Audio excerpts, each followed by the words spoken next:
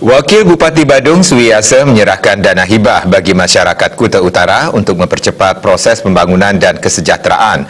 Penyerahan dana hibah sebesar 63,8 miliar dilaksanakan di Wantilan Pura Peti Tengat.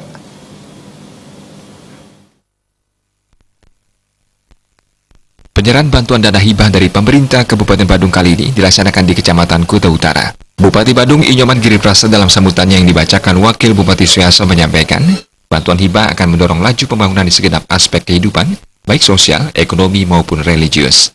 Penyerahan bantuan hibah dapat dimanfaatkan sebaik-baiknya untuk mendukung akselerasi pembangunan, serta peran aktif masyarakat dalam pembangunan dinilai semakin meningkat di Kabupaten Badung.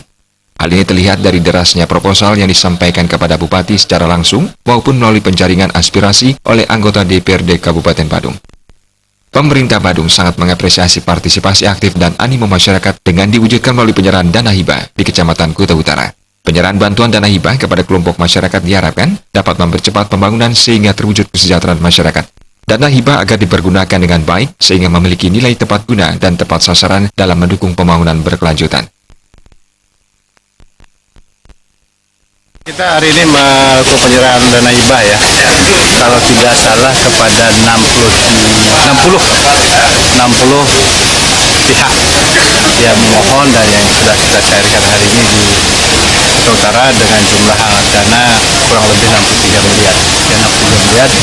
Dan ini kita lakukan sesuai dengan permohonan masyarakat, yang mana permohonan masyarakat itu sudah kita verifikasi dari segi objek, arah sasaran yang akan dibiayai itu memang sudah sesuai, dan kemudian dari segi asas kebutuhan dan manfaat juga memang sesuai dengan kebutuhan dan memiliki manfaat yang dilakukan, dan ini sepatutnya juga mendesak dibutuhkan oleh masyarakat.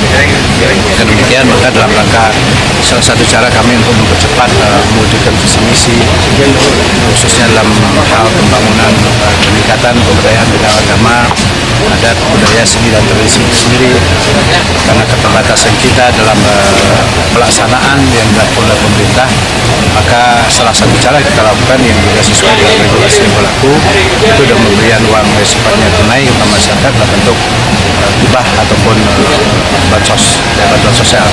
Karena demikian ini adalah dalam rangka kami mempercepat mewujudkan visi misi daerah kami.